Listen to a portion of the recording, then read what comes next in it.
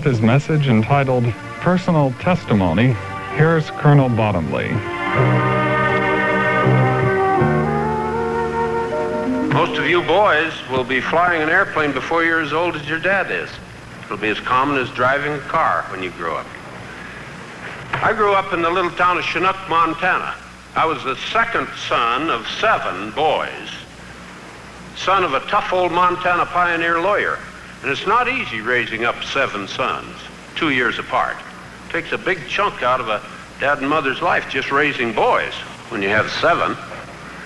And my dad was determined to raise his sons up right. He majored in discipline. And he had this down to a fine point by the time I got to be in my teens. I could hear Dad bragging around the neighborhood that he had a formula for raising sons. Had it down to 4 fundamentals. He called them the 4 pillars of pioneer wisdom. And they went like this. And he used these at work, at play, at study. This is the way he paid off for these 4 fundamentals. And the first one was independence and self-reliance. He wanted to make sure his sons learned how to stand on their own 2 feet, not always leaning on somebody or borrowing from a neighbor or calling out for help from a teacher. But he was determined that we would develop our skill power and our willpower so that we could stand alone in life. The second was persistence and determination. My dad hated a quitter. The third was willpower. He was one of those old-fashioned pioneer buffs that believed in willpower. Whenever we were about to drop out of something or that shadow would cross our face that we were kind of getting fed up, you could see Dad looking right through your soul, and he'd say, "My son, the greatest power in this universe lies right under your navel. It's called the human will. And how you fuel that fire will largely determine the fingerprint you leave on mankind." And enthusiasm. He was an enthusiast. He was a charging, colorful. Oh, we'd follow Dad anywhere, doing anything. Well, with those fundamentals, those kind of roots of the tree of my life, when I got to be 18, I went east to West Point, and there I found these same kind of notions were the thing there. Discipline, persistence, initiative. But here I found that they were written in the form of a philosophy they called dynamic humanism. The writings and lectures of William Henley and Bertrand Russell and Friedrich Nietzsche, Aram Fromm, Ayn Rand, the Fountainhead philosophy. And this philosophy said, in effect, that man is the center of the universe. He's probably alone as a thinking, driving individual. He can go to the top of the power pyramid by himself with his own skills if he'll just persist and hang in there and drive and charge. And I can remember I graduated from West Point determined to apply that philosophy, that I could go to the top, the very top, with my own willpower and my own skill power. And it never crossed my mind for a minute in those days that I wasn't going to the top, be a 4-star general, chief of the whole army, the whole schmear, or president of the United States. You know what it's like when you're 20. Or more. They were talking world government in those days, and I had just the man in mind to run that organization. And I left those 4 gray walls determined to apply this philosophy, and gather my muscles and strength and build my willpower and see if I could go to the top and run the whole thing. And I went out into the Southwest Pacific in the middle of World War II. I graduated from West Point in D-Day in Normandy, 6th of June, 1944. Out into the Southwest Pacific as a P-38 pilot. Well, doesn't that impress anybody? Nobody here old enough to remember what a P-38 looks like. Beautiful airplane, wasn't it? Lockheed built it. They called it a Lightning, and it exactly fit this philosophy because it was a fighter. 1 pilot, 1 airplane. And you lived or died in the high, thin air over the vast Pacific according to how well you developed your skills with a stick, rudder, throttle, machine gun, and how much guts you could bring to bear in the moment of truth when you were one-on-one behind a zero. Nobody within 100 miles to help you out. And our job out there was to sweep the sky of enemy airplanes so that General MacArthur and Admiral Nimitz could put those great strategic pincers on the vast Pacific and bring peace. And we were very successful. And every time I shot down an enemy airplane, every time I got a better job or got promoted or somebody pat me on the back, I'd go into my tent and I'd sit down on my footlocker and I'd say to myself, you see, you're on the right track. This driving humanistic philosophy is going to take you to the top. These other guys around you don't know what they're doing with their lives. Most of them don't care. But you know where you're going. Driving hard work and your own stamina and perseverance, and you'll go, well, we cleared the sky of enemy airplanes and we swung up the Western Pacific along the fringe. Well, you know the history of World War II in the Pacific as well as I do. By the middle of September 1945, General MacArthur and Admiral Nimitz and I had won the war. And we moved into Japan. And we got rid of these old war-weary, beat-up, shot-up P-38s, and we got the first jets in the Pacific. And with that experience, when I came back to the United States, I was selected to lead the first jet flight across the Atlantic Ocean. And I kept charging and going and up, squadron commander, group commander, director of operations of one of the great hydrogen bomb wings standing alert in Europe. And then about in the middle of my charge up the stairway to success in life, a funny thing happened. My eldest son, whom I brought up the same way I'd been brought up, tough, disciplined, self-reliant, he decided to follow in the footsteps of his dad and be a fighter pilot in the Air Force. In fact, he had illusions of grandeur even greater than mine. I was his Little League baseball coach when he was 9 years old. One day he was sitting on the bench beside me, waiting for his turn at bat, kind of whacking his cleats with a bat to knock the mud off. There wasn't any mud on him, but you know how you... And he looked a little nervous, so I said, son, just relax, stay loose. You get more hits if you stay loose. And he looked up at me. He said, don't worry about me, Dad. One of these days I'm going to go by you like a flash in the night.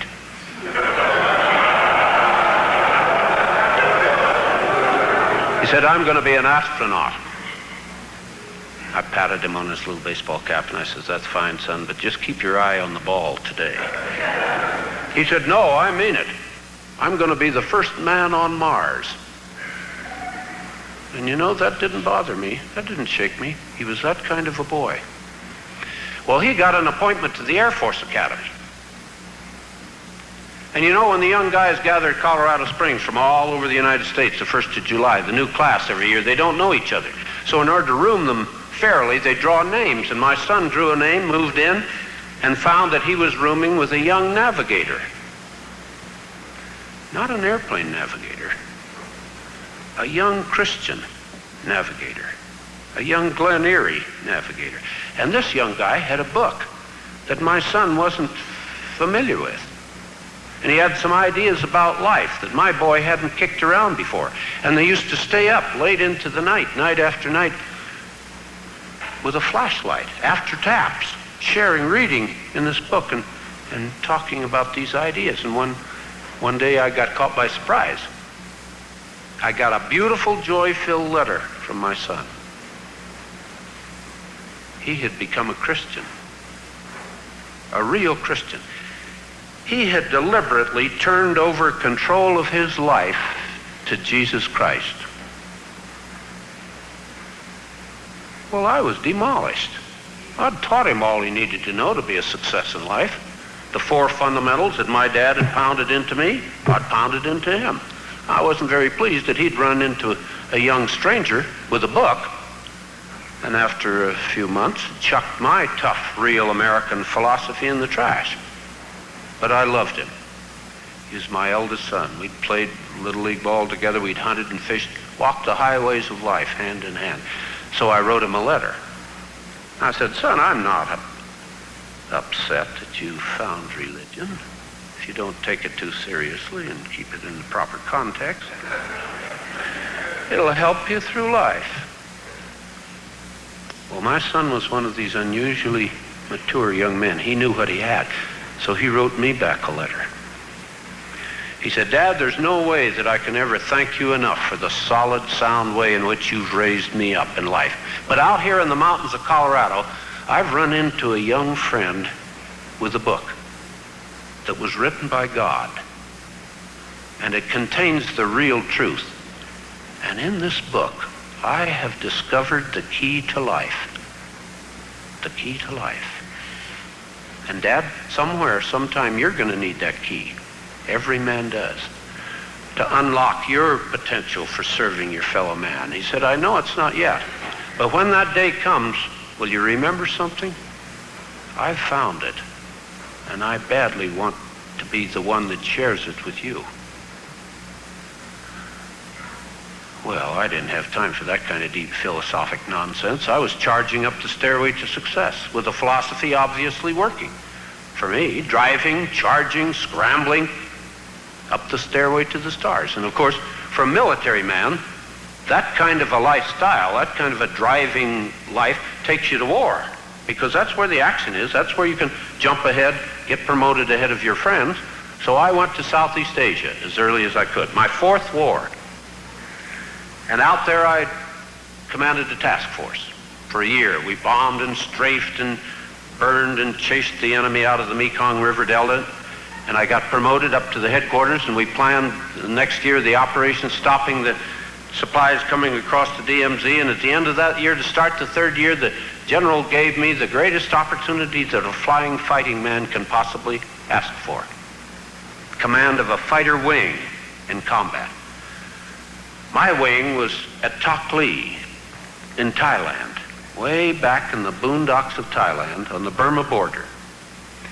We had collected there a package of military power, the likes of which you rarely see collected in anger.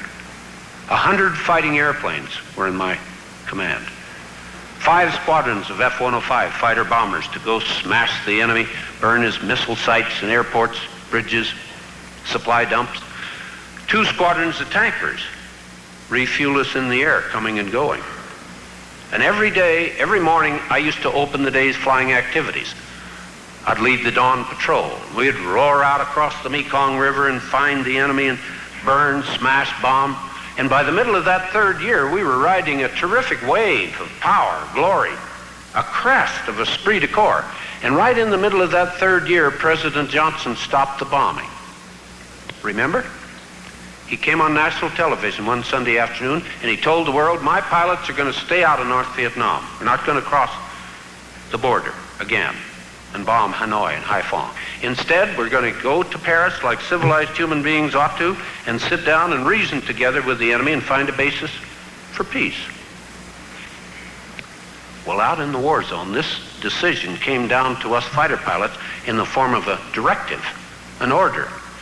Every fighter pilot was directed to lay out his map and with a big black felt tip pen carefully draw a line around the border of North Vietnam so we would never inadvertently cross in. One day my wing got a terrifically challenging mission to close the great mountain pass at Mujia.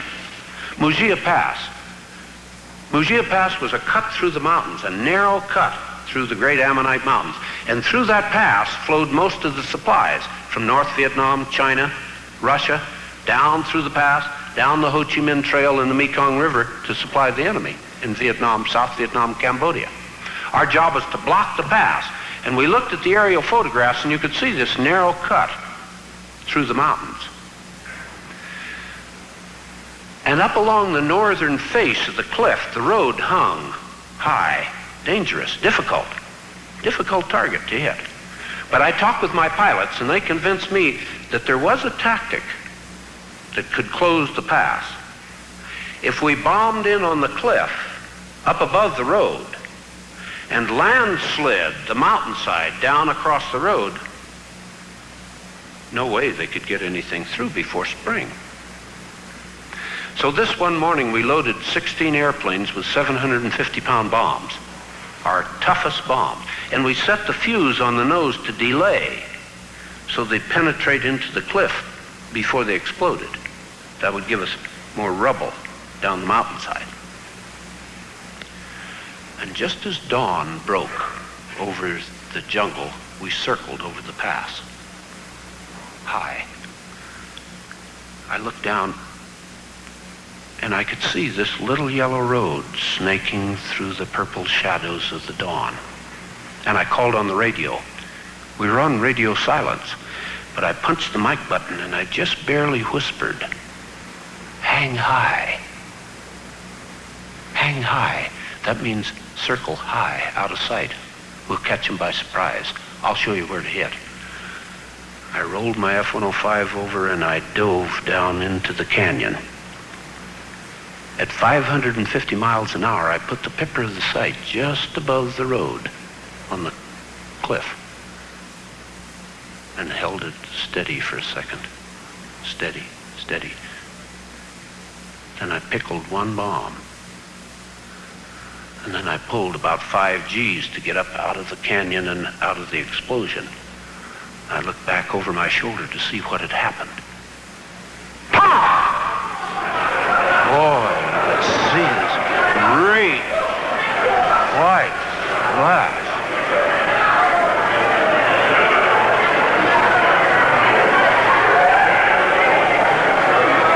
There was this big explosion down in the canyon. Big red flash. And then after a couple of seconds it happened. Great chunks of the mountainside began to shake and tremble like an earthquake. And pieces as big as this, bigger than this building, began to slide and bound and roll, and they hit the road and wiped out about 100 yards. Really, took it clear to the bottom of the canyon. So I called again on the radio. I said, "Okay, you guys, hit my smoke. That means you hit right in there where the smoke is rising, and we'll wipe out the whole road." Out of the corner of my eye, as I turned, I caught the flicker, the flash of a sapphire against the morning sky as my wingman pitched and plunged. At that moment, from across the border in North Vietnam, in violation of the no-bombing agreement, came a great storm of red balls of fire, anti-aircraft fire, and they hit him. He began to smoke. Well, I had to get him out of there. He was on fire. So I tucked him under my wing in close formation, and we fled down across the Mekong River Valley, trailing fire and smoke, pieces of aluminum and steel falling off his airplane, frantically looking for an emergency landing strip. And we found U-Bahn, long east-west runway just beyond the Mekong River in friendly territory, and he landed. But as he popped his drag chute, to slow down, he exploded. Oh, a great, angry orange and black ball of boiling fire on the runway. Well, we got him out of the wreckage and took him to the hospital at U-Bahn dispensary. But I could see, looking down there at him in the emergency room, that he was in serious condition, all black, burned, charred, all over. Well, I stumbled out of the operating room, across the street, down toward the flight line. As I came up to my airplane, there was a roar overhead, and I looked up, and there was my flight. They'd finished the mission. They'd closed the pass, and they were on their way home, back toward our base, far to the west. And the thought crossed my mind, you've got to follow them home. But I didn't. I was so consumed with hatred and anger and bitterness, revenge, I blasted my afterburner and I took off east. Now I crossed the Mekong River and I crossed the mountains and I didn't turn. I crossed the North Vietnamese border and I found that anti-aircraft site, and with all my remaining bombs in one savage attack, I smashed it. Smashed all their guns, burned all their supplies. Well, of course, a great pillar of fire and smoke and explosion boiled up out of the jungle. You could see it for 100 miles away. And the little light airplane that was checking in the pass to see how well we closed the road, he saw these explosions over across the border in North Vietnam, and he knew that was a mistake. So he made a special radio report about the violation. Well, I flew home, landed, but as I came out of my revetment, my executive officer was running toward me. He said, "Boss, the general wants to talk to you on the telephone." So I walked into the command post, picked up the telephone. It was the general. He said, "Colonel, did you just lead a strike in Mujia Pass?" I said, "Yes, sir. We closed the pass." He said, "I have a strange report here on my desk. Apparently you made some kind of a mistake. Some of your bombs inadvertently blew across the border into North Vietnam." I said, "That's going to be very embarrassing." I said, "General, that was no mistake. They fired across the border in violation of the no bombing agreement, and they probably killed one of your finest pilots, one of my best friends. So I retaliated." Well, my boss was one of these unusually quiet guys, low-key, calm in emergency, a real gentleman, but articulate. In about 5 seconds, he let me know what he thought of my judgment, and he ended up by saying, "Colonel, only one other pilot's crossed that border since the president gave his word to the world that we would stay out of North Vietnam. That was a little light airplane blown with bad winds. But in order to make absolutely sure that every pilot in this theater appreciates what I mean by air discipline, that young lad was court-martialed. He's now serving 2 years in the penitentiary at Fort Leavenworth. He said, you're suspended from command, but stay close to a telephone. I'll shortly tell you where your court-martial will convene."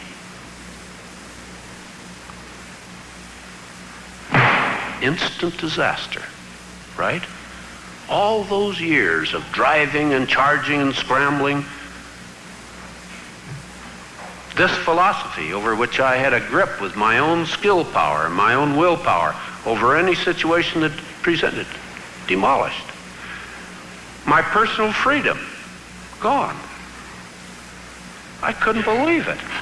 How at dawn one morning I could walk out to my airplane, the greatest hero in the war, and before noon, I'm at the bottom of a pit. I wandered around, tromped around, paced around, 3 days. A growing depression of gloom, doom, disaster. I couldn't eat. My stomach was tied up in a knot of anxiety, waiting for the telephone to ring. I couldn't sleep. I'd flop down in my bunk. Kaleidoscope of images flashed before the inside of my eyelids. I could see prison bars clanging shut. There was a ringing in my ear, a beat in my head. Finally, after 3 days of this, exhausted, the afternoon of the 3rd day, I stumbled into my little hooch. There was a chair like yours holding the door ajar. And I flopped down into the chair and my head fell forward into the palms of my hands, and I just sat there, exhausted, beat. And then after a few minutes, an amazing thing began to happen in that little room, that little hut. All of these images and sounds that had been driving me for over 48 hours began to quiet down, slow down. And there against the sort of what do you call it? The sort of black velvet screen of the inside of my mind, I found myself looking directly into the quiet face of my Christian son. A clear image. And it hung there on the screen of my mind. It wouldn't go away. It persisted. I said to myself, somebody is trying to tell you something. So I knocked the telephone off its cradle, and I asked the Bangkok operator to get a hold of my son. He was at Purdue now. He graduated from the Air Force Academy. He'd gone on to get his master's degree in astronautical engineering at Purdue. And amazingly enough, in about 5 minutes, they found him. He came up on the telephone. And I explained to him what a disaster had struck down his old dad. At the peak of my career, just about to be promoted to general, through no fault of my own, fate had cut me down. And we talked together. In fact, we talked together for an hour over the great Mars ham radio telephone network. And at the end of that hour, I grabbed my war diary and I wrote down as quickly as I could, as much as I could remember from that telephone conversation, word for word, as I could remember. You know, when a 50-year-old man gets himself into that kind of trouble and goes to his 20-year-old son for help, that's a pretty important point in his life. I didn't want to forget any of it. I brought along with me this evening volume 7 of my 9 volumes of war diaries. Every day for 3 years in combat, I used to sit down on the edge of my bunk in the evening and scribble down the significant happenings of the day. This volume here contains the happenings of that day. And I'd like to share with you directly out of the words that I wrote as soon as I'd hung up the telephone that night, so that you can feel the impact of what that hour in my life really meant. Can you see it in the back? It's just a plain old worn out, beat up GI record book that I stole from the Air Force. And the entries are just pencil. But the entry that I would like to share from with you is dated the 31st of October, 1969. That was this day. I had explained to my son what had happened, and he responded like this. He said, "Dad, I can help you. I can help you when you're ready to turn your life over to the Lord and become a Christian." I said, "Christian? What are you talking about, Christian? I am a Christian. I'm an American. I've been a tough, honest, ethical, upright, church-going Christian all my life." He said, "Dad, that's not what I'm talking about. Going to church doesn't make you a Christian. And this may surprise you more, but leading a tough, honest, ethical, upright American life doesn't make you a Christian. In fact, Dad, I think like most American men of your generation, you're hiding behind that term for social reasons. But you're not a Christian, Dad. To be a Christian, you've got to believe in Jesus Christ. That means you've got to believe what he said. And you've got to believe that what he said was true." I said, "Well, I generally believe what he said." He said, "Come on, Dad, you don't even know what he said. And there's no way you can generally believe what Jesus Christ said. You either believe it or you reject it. And Dad, you obviously reject it." I said, "Hold it. Hold it. How do you know I reject it?" He said, "A rational man like you cannot believe and trust in the claims and promises of Jesus Christ and live his life the way you live. It's that simple." He said, "You've deliberately turned your back on God. You've determined to go it alone in this life. Your priorities give you away. Personal power, glory, wealth, status, rank. Dad, those aren't Christ's priorities. You is built around a love and faith in God. It's God-centered.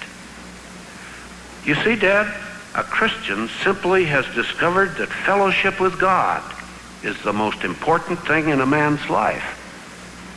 Of his own free will, he has accepted Jesus Christ as his Savior and Lord.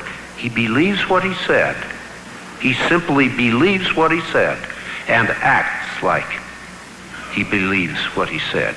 He has chosen to follow him, to walk with Jesus, and thus his life moves along an entirely different path according to God's plan for him rather than according to your plan for yourself."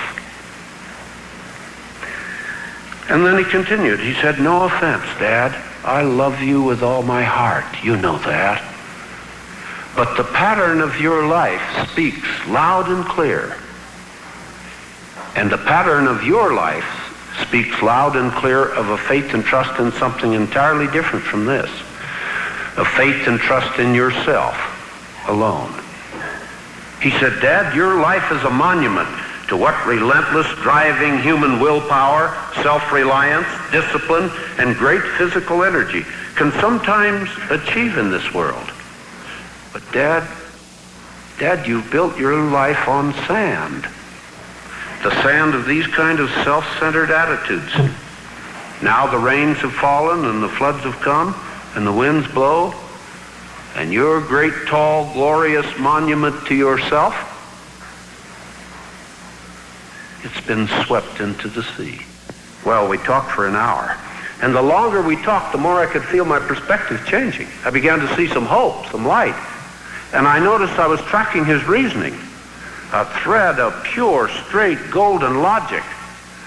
As with great patience and care and love, he tracked me through the claims and promises of Jesus Christ and the way to salvation, and taught me what it means to live the life of a real living Christian, not just to claim the faith like I had. For 50 years, I'd always called myself a Christian. Phony. I was a phony. My son taught me what it means to walk the walk, that being a Christian is a living thing, not just an academic thing. You walk the walk. You don't just talk the walk. At the end of the hour, I stopped him. I said, hold it. I think I'm beginning to get this. Man, I made one basic strategic mistake in my life.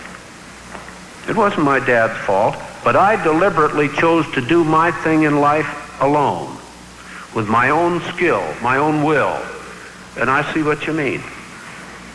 God never intended man to do his thing in life alone.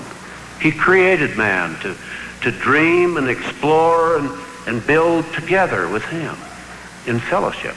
I said, man, if I ever get to stay out of prison, build a little bit again in this life, I hope I've learned one lesson.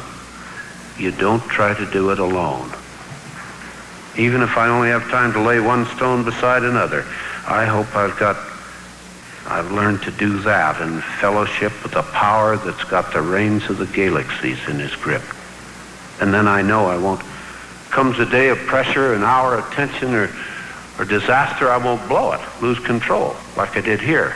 My son said, Dad, do you realize that's exactly the kind of building that Jesus was talking to all of us about in the 3rd chapter of the Revelation, when he said, behold, I stand at the door and knock. If anybody hears my knock and just opens the door, I will come into his life. And together we will build him a life on solid rock. So much more powerful, so much more meaningful than anything he ever even dreamed about. He probably won't even remember his little life of charging, hustling, bustling, tension, pressure that he thought was the way to success. I said, son, that is the kind of building I'm talking about. That's what I mean. But how does a man open this door to God? And my son said, Dad, when you're really in earnest, when you want to walk the rest of your days hand in hand with the living God, you open that door by opening communications with him. First, you tell him you've made a decision about the quality of your life from now on, and he has a promise that goes with that decision.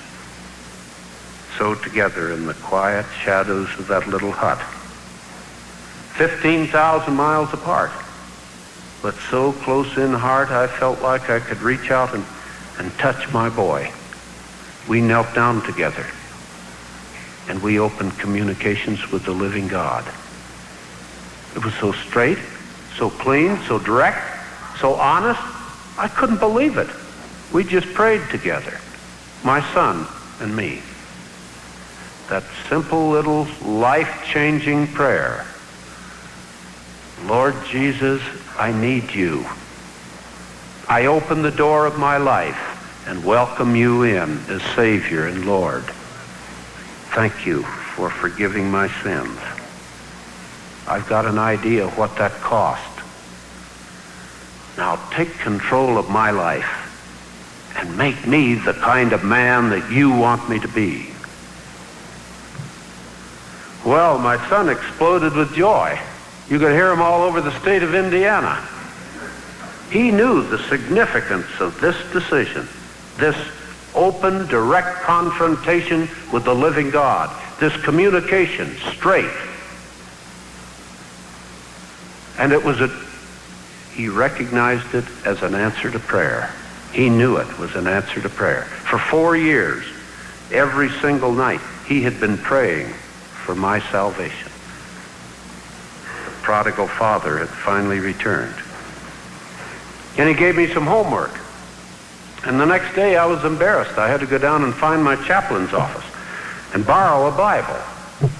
More humiliating yet, I had to ask him to help me find some of these obscure passages. I thought that Deuteronomy was one of those 2-hump camels that the wise men rode from the east. Gross. But as I read, and as I prayed in the simple, open, conversational way that my son had taught me to talk with God, and as I walked apart and reflected on the beauty and power of this hour we'd spent together, I could feel it happening. The warm wind of the Spirit of God just blew through me, cleaned me out, chucked out junk, notions, concepts that I'd been living by for 50 years. 3 days later, the general flew in. He didn't call me like he said. He came to visit. I won't bore you with the details of how, through the grace of God and the beauty of that general officer, I escaped the court-martial. I did. You can read it in my book or see it in the movie. But I didn't have to stand trial by court-martial. But as the days went by, everybody around could see that something of power and significance was taking place here as the Spirit of God moved into me just as I had asked and took control. My attitude began to change, my reaction, my decisions. The tone of I would walk down along the flight line and talk to the guys, the big, brown, sweaty American boys, the crew chiefs and the bomb loaders, checking their work. And they'd nudge me in the ribs with their elbow and they'd say, "Boss, what's happened to you? Man, you've changed. Something is going on. Your tone of voice." Somebody down in the 33rd Squadron said that yesterday they saw you smile. Just as he promised, the living God had moved in and was taking over control, little by little. Well, 3 months later, I left Southeast Asia, back to the United States. By now, my family was scattered all over the countryside. My 4 teenagers that were supposed to be at home weren't. They were drifting on the road from friend to relative. You know, the way teenagers used to do in the 60s when they didn't have love and supervision, discipline at home. My wife, Betsy, I really didn't know where to start looking for her. We hadn't corresponded in over 3 years. Separated. She'd launched me out on my great adventure, never really expected to see me alive again. Gone into real estate in Arlington, Virginia. But when they all heard that the great warlord was finally returning to his fatherland and being assigned in beautiful Southern California in San Bernardino, Norton Air Force Base, they all collected in San Bernardino, came from all over, and they found each other, and they talked together, and they said, "Why don't we try to pull this family back together again, make a go of it?" And they pooled all of their resources. They had just enough money to make a down payment on a little house. I wasn't home yet. I was still checking through the headquarters in the Pacific in the Pentagon. But they looked together and they unanimously picked out a little house on Highland Avenue right under in the foothills, right down the hill, right under the eaves of Campus Crusade for Christ. And there they were in the neighborhood with the Crusade staff. But they didn't know it.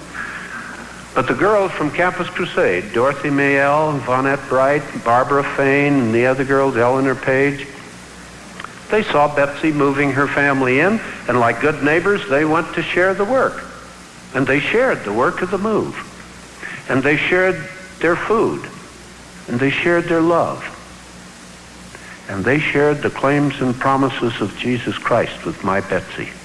and she became a Christian. And one after another, in the backyards of that little neighborhood under Campus Crusades High School ministry, all of my little ones heard for the first time in their lives the claims and promises that my son had brought to me. And one after another, each one of them made a decision for Jesus Christ. Just incredible. Within 1 year, from the time my son tossed the spark of the Lord into our family, like a prairie fire, it swept throughout. I don't ever remember seeing a Bible open and being read in earnest in my house before I went away. And I know I never heard a prayer. You know, a simple, quiet, intense conversation with God. Would you believe me now, every day of our lives, that little family of mine gathers around in a family circle before breakfast, in front of the fireplace. We call it the first hour with the Lord. And we read a chapter or two of Scripture together, out loud, and discuss its meaning and beauty. And we pray. Around that little circle, we hand it off from one to the other to the other. We thank God for what he's done to each one of us, individually. So changed every one of our lives, you wouldn't recognize any of us anymore. And we thank him for our family. That wasn't a family. We were a scattering of nomads. And he's pulled us back together into the most precious, the most devoted, loving, unselfish, real American heritage kind of family that you can possibly imagine. If you knew me before, tough, arrogant, self-centered, driving, and you knew me now, I still grumble and stumble, but now I know I'm hand in hand with the living God. And if I fall, he picks me up, dusts me off, swats me on the fanny and says, go and sin no more. If you knew me before, or Betsy, or any one of my little ones, the changes in the quality of their lives, the new direction, meaning, but more than anything else, the joy that just rises up out of their hearts and eyes and voices like a golden fountain, touches everybody around them. No more smart aleck back talk and rebellion, belligerence, no more. Love, unselfish understanding. If you knew any one of us before, and you knew us now, you would know that this that I share with you tonight has got to be a miracle. A miracle. There's no other way you can explain what's happened to my family. It's got to be the hand of God. That was 10 years ago. 10 years ago this month. I'm a 10-year-old. I'll bet a lot of you are older than I am, you dads, older than I am in the Lord. Well, I'll tell you what, let's do. To close my part tonight, let's do something together, all of you. Think back through the days of your years, you Christians, young and old, to that day in your life when, like I've shared out of mine, you opened the door and asked Jesus Christ to come in and share your life. Bring it up to the surface. Remember where it happened? You remember who stood beside you? Remember? Remember the great expectations, the dreams, the promises you made to God, the commitments of that day? I'll tell you what, let's do. You and me. Let's rededicate our lives tonight, right now, to what that day meant, to those powerful commitments, to those promises you made to God. Let's rededicate our lives, Christians, young and old, to what that day meant by praying together, you and me. That simple little prayer that changed my life, pulled my whole family back together again in love. and a simple prayer of commitment on your day told the Lord that you had changed your heart. You wanted to walk with him now forevermore.